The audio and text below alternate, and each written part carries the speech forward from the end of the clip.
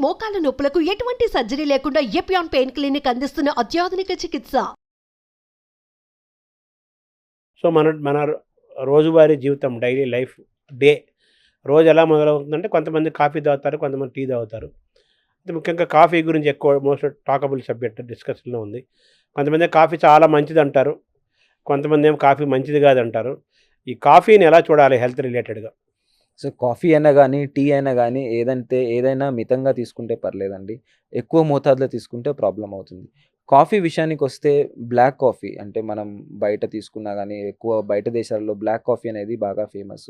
So black కాఫీలో ఉండే caffeine అనేది మన లివర్‌కి మంచిది. సో ఇప్పుడు వచ్చిన స్టడీస్, రీసెర్చ్ గానీ ఒక 2-3 కప్స్ ఆఫ్ ఎ డే తీసుకుంటే మీకు ఫ్యాటీ లివర్ ఉన్న వాళ్ళకు మంచిదని అంటారు. సో అంతేకాని దాన్ని బ్లాక్ కాఫీ అంటారు. అంతేగాని కాఫీలో మిల్క్ కానీ, షుగర్ గానీ ఎక్కువ యాడ్ చేస్తే మళ్ళీ దానికొచ్చే బెనిఫిట్స్ అనేవి ఎక్కువుండవు. మళ్ళీ ఇది జనరల్ పాపులేషన్‌కి. ఒకవేళ ప్రాబ్లమ్స్ ఉన్నాయి. ఇప్పుడు రిఫ్లెక్స్ డిసీజ్ ఉన్న వాళ్ళలో కాఫీ అవాయిడ్ చేయమంటారు. ఎందుకంటే దానివల్ల వాల్వ్ అనేది ఇంకా రిలాక్స్ అయిపోయి ఎక్కువ ప్రాబ్లమ్స్ క్రియేట్ చేస్తుంది. సో మళ్ళీ ఇంకోటి స్లీప్ క్వాలిటీ డిస్టర్బ్ అవ్వకుండా కాఫీ తాగాలి. కాఫీ మీరు మార్నింగ్ తీసుకోండి. ఈవినింగ్ అనేది టైమింగ్ మీరు స్లీప్‌కి అట్‌లీస్ట్ ఒక 4 అవర్స్ ముందు, 5 అవర్స్ ముందుండాలి. సో కెఫీన్ అనేది బాగా సైకో యాక్టివ్ సబ్స్టెన్స్ లాగా పనిచేస్తుంది. సో దానివల్ల మీ స్లీప్ డిస్టర్బ్ అయ్యే ఛాన్స్ ఉంది. సో ఏదన్నా టైమ్లీగా, మితంగా తీసుకుంటే కాఫీ గూడా చాలా మంచిది. ఇప్పుడు కాఫీ తాగే వాళ్ళకి గుండె జబ్బులు దూరం అవుతాయి అని కూడా ఈ మధ్య బాగా వినపడుతోంది. ఇది ఎంతవరకు సైంటిఫిక్‌గా కరెక్ట్? సైంటిఫికల్లీ కొన్ని స్టడీస్ వచ్చాయండి.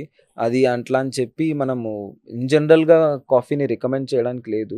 బట్ కాఫీ మళ్ళీ అదే విషయానికొస్తే మితంగా తీసుకుంటే కాఫీ మంచిదే అండి. కాఫీతో పాటు మనం ఏదో షుగర్స్ గానీ, యాడెడ్ ఆన్ ఏమైనా తీసుకుంటే దానివల్ల ప్రాబ్లమ్స్ ఎక్కువొచ్చే ఛాన్సెస్ ఉంటాయి.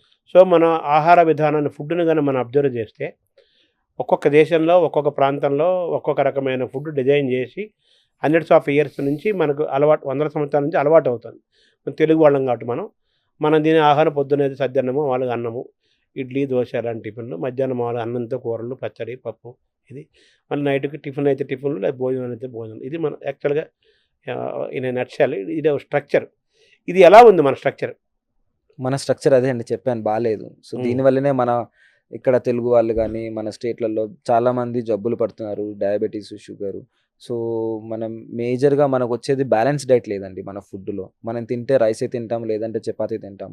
సో మనం ఇంతకుముందు మాట్లాడుకున్నట్టు బ్యాలెన్స్‌డ్‌గా ఉండాలి డైట్. సో మీ మీ కంచంలో సగం పోర్షను సాలడ్ ఉండాలి. సగం పోర్షను రైస్ గానీ, సగం పోర్షను ఇట్లా ఆహ్, మొలకెత్తిన గింజలు, పప్పు ఇవన్నీ ఉండాలండి. దాంతో పాటు ప్రోటీన్ గూడా తీసుకోవాలి. ప్రోటీన్ మనకు పన్నీర్ రూపంలో గానీ, సోయా రూపంలో, ఎగ్స్ గానీ, చికెన్ గానీ ప్రోటీన్ గూడా మనం ఒక మనిషికి ఒక పర్ డే ఒక 70-80 గ్రామ్స్ ప్రోటీన్ ఉండాలండి. సో ప్రోటీన్ గూడా మనకుండాలి. మన డైట్ మొత్తం వచ్చేసి కార్బోహైడ్రేట్ రిచ్ డైట్ అండి. సో అది ఎక్కువ రోజులు మనం తీసుకోవడం వల్ల ప్రాబ్లమ్స్ ఒస్తాయి. ఇవే షుగర్ గానీ, డయాబెటిస్, హైపర్‌టెన్షన్ ఇవన్నీ ప్రాబ్లమ్స్ ఒస్తాయి. సో మన తినే పద్ధతులు మార్చుకోవాలి. అండ్ మనం తినే పదార్థాలు గూడా మార్చుకోవాలి. ఇప్పుడు మీరు వినే ఉంటారు. మనం అంతకుముందు మన పూర్వీకులు తినేది సజ్జలు గానీ, రాగులు కానీ అవి చాలా మంచివి. Because they have a very low glycaemic index. So వాటిని మళ్ళీ మనం తెచ్చుకొని మనం మన మన డైట్‌లో మన ఇంట్లో మనం పదార్థాలు చేసుకొని తినడం మంచిదండి. అట్‌లీస్ట్ రోజుకి ఒక ఒక ఒక డ ఒక ఒక పూటన్నా అవి తినడానికి ప్రయత్నించండి. సద్దన్నం మంచిదేనా? సద్దన్నం మంచిదే అండి. ఎందుకంటే ప్రోబయోటిక్ అంటారు. మన దాంట్లో ఉండే మన పెరుగు కానీ అవన్నీ మంచిదే. మళ్ళీ అదే సద్దన్నం అనాలని చెప్పి ప్రతిరోజు సద్దన్నం గాదు. కొంచెం మార్చుకుంటూ ఉంటే బావుంటది. సద్దన్నం గూడా మంచిది. గంజి ఎలా చూడాలి గంజి? గంజి స్టార్చ్ అండి. గంజిని మనము గంజితో పాటు మనం వేరేది ఏదన్నా అంటే దాంతో పాటు యాడెడ్‌గా ప్రోటీన్ లాంటివి తీసుకుంటే బెటరు. అట్లని గంజి ఓకే. పేగుకు కూడా మంచిదే. స్టార్చ్. ఇప్పుడు అన్నంలో గొడ్డు కారం వేసుకొని తింటే అద్భుతమైన ఆరోగ్యమని ఒక పెద్ద ప్రచారం జరుగుతుంది కదా! ఇది సైంటిఫిక్‌గా కరెక్టా ఇది? కాదండి. కారానికి ఆ ప్రాపర్టీస్ లేవండి. కారం అనేది టేస్ట్ వరకే. కారంకి పెద్దగా ప్రాపర్టీస్ లేదు. కారం గానీ, పసుపు గానీ వీటికి పెద్దగా మెడిసినల్ ప్రాపర్టీస్ లేవండి. అవి మన టేస్ట్ కోసమే తింటాము. మన తినే పదార్థాలు మారితే కారం ఎక్కువ తింటే ఇంక మళ్ళీ పేగులో అల్సర్స్ అయ్యే ఛాన్సెస్ ఉంటాయి. ఛాతీలో మంటలాగా అయ్యేతుంటది. అది మాత్రం చాలా తప్పండి. అలా చేయొద్దు. మామూలుగా మన షడ్‌రుచులు అంటారు కదా! 6 రుచులు అంటారు కదా! 6 రుచుల్లో బేసిక్‌గా ఉప్పు, కారము, తీపి, పులుపు, వగరు. సరే ఉగాది రోజు పచ్చడి అది అది డిఫరెంట్. అయితే ఉప్పు తినకూడదని బీపీ ప్రాబ్లం అవునండి. అని అంటారు. అవును. షుగర్ స్వీట్ అయితేనేమో షుగర్ ప్రాబ్లం అంటారు. అవునండి. పులుపేమో మళ్ళీ ఎసిడిటీ అంటున్నారు. అవునండి. మన ఆహారమేమో ఉప్పు, కారము, తీపి వీటి మధ్య నడుస్తుంది కదా! వీటిని ఎలా బ్యాలెన్స్ చేసుకోవాలి మనం?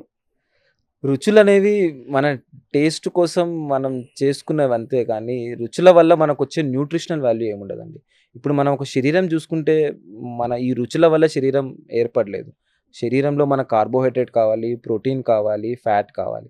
దాని పర్సెంటేజ్ కార్బోహైడ్రేట్ ఒక 40% కావాలి, ప్రోటీన్ 40% కావాలి, ఫ్యాట్ 20% కావాలి. సో, మన ఫోకస్ అంతా వీటి మీద ఉండాలి.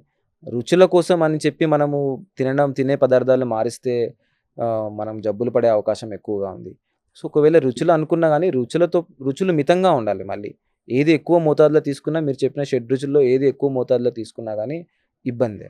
ఇప్పుడు 40% కార్బోహైడ్రేట్స్, అవును. 40% ప్రోటీన్ వీటి పాత్ర ఎక్కువ. అవునండి. ఎందుకంటే సో మన శరీరం తయారు చేయబడింది దానివల్ల. ప్రోటీన్ గానీ, కార్బోహైడ్రేట్ గానీ, ఫ్యాట్ గానీ. సో ఎక్కడ మన కార్బోహైడ్రేట్స్ ఎక్కడి నుంచి మనం రాబట్టుకోవాలి 40%? ఏ ఆహారం తీసుకోవాలి? అలాగే ప్రోటీన్ ఎక్కడెక్కడి నుంచి తీసుకోవాలి? మన మ బ్రేక్‌ఫాస్ట్, లంచ్, డిన్నర్ ప్లానింగ్‌లో. మనం తినే ఫుడ్‌లో కార్బోహైడ్రేట్స్ గానీ, ఫ్యాట్స్ గానీ బానే ఉంటాయండి. మనము తక్కువ తింటున్నది ప్రోటీన్. సో, ప్రోటీన్ మనం అట్లేదంటే ఒక ఎగ్ తీసుకుంటే మీరు ఒక ఎగ్‌లో ఒక 4 గ్రామ్ ప్రోటీన్ ఉంటుంది. సో, నేను ఇందాక చెప్పినట్టు ఒక 60 గ్రాములు, 70 గ్రాములు తినాలంటే మీరు ఆలోచించుకోండి ఎంత తినాలో. కానీ మనం అసలు అందులో ఒక 10% కూడా మనం తినట్లేదు. సో, ప్రోటీన్ వల్లనే మనకు మజిల్ గానీ, మన బాడీ మెటబాలిజం అనేది బాగా పనిచేస్తుంది.